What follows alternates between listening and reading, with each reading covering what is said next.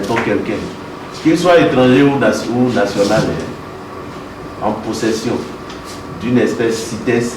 Le Bénin continue son combat en matière de protection des espèces de faune et de flore sauvages menacées d'extinction. C'est dans ce cadre qu'un atelier de renforcement de capacité a été initié à l'endroit de plusieurs agents de contrôle que sont les eaux et forêts, la douane et la police républicaine. Les forces chargées du contrôle, les eaux et forêts, la douane, la police, essayent de faire le travail. Le travail et les résultats sont de plus en plus quand même médiatisés et l'information passe de plus en plus pour montrer quand même qu'il n'y aura pas de cadeau. Et je l'ai dit tantôt tout à l'heure par rapport à un projet de loi qui aujourd'hui donc va corser davantage les peines qui sont prévues. Mais la lutte contre la criminalité, c'est le travail de tous. Ce n'est pas seulement l'apanage des forces de défense et de sécurité, mais c'est également aussi le travail des communautés, des ONG, des journalistes que vous êtes. Tous les acteurs sont importants donc pour sensibiliser, informer les autorités compétentes dans le cadre de la lutte contre le trafic.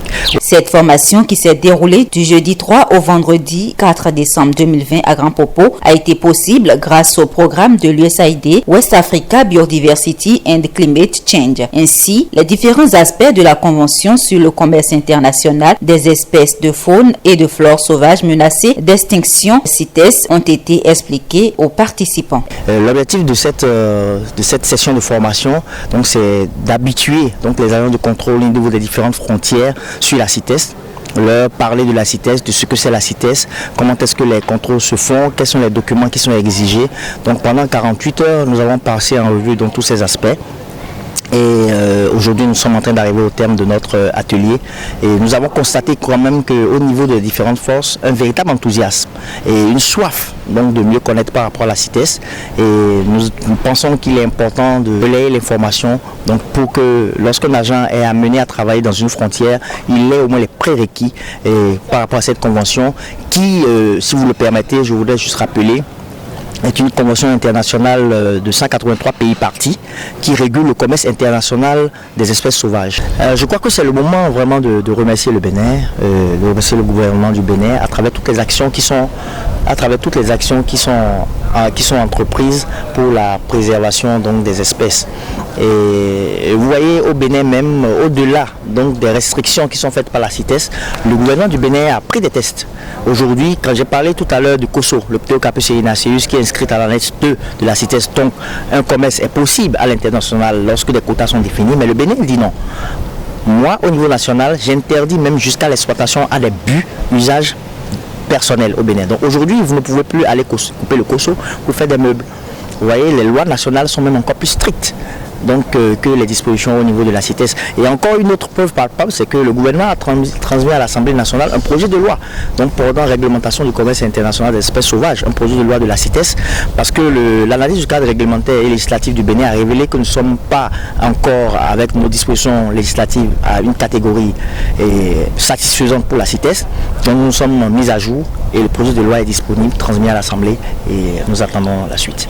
Au Bénin, nous avons beaucoup d'avancées dans ce domaine, les choses sont faites, il y a l'appui du pouvoir public, également les ONG font très bien leur travail, nous avons beaucoup d'ONG qui nous appuient et qui constituent vraiment des leviers sur lesquels nous nous appuyons pour faire cette lutte.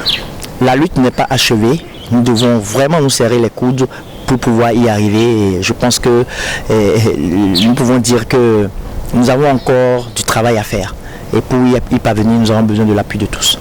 L'inspecteur des douanes Séraphin Sodino, point de contact CITES au sein de la douane béninoise et également formateur, à cet atelier a mis l'accent sur l'importance de la collaboration des différents acteurs impliqués. L'un des aspects que nous avons souligné au cours de cette formation, parce que la collaboration, la coopération entre tous les organes de contrôle, tous les organes, toutes les parties prenantes à cette lutte-là, c'est très important. La collaboration, la coopération avec. Donc je mets toujours l'accent sur la coopération. Il le faut. Ce n'est pas une invite, mais c'est une obligation aujourd'hui pour pouvoir lutter contre tout trafic illicite et particulièrement celui des espèces sauvages menacées d'extinction. Mais entre autres efforts, le Bénin collabore avec des organisations internationales comme l'Interpol, l'Organisation mondiale des douanes et des ONG au plan international parce que je le disais tout à l'heure, notre pays est un pays de transit, ce qui nous expose à un grand risque de trafic. Au terme de cette formation, il a été procédé à une remise d'attestation aux participants.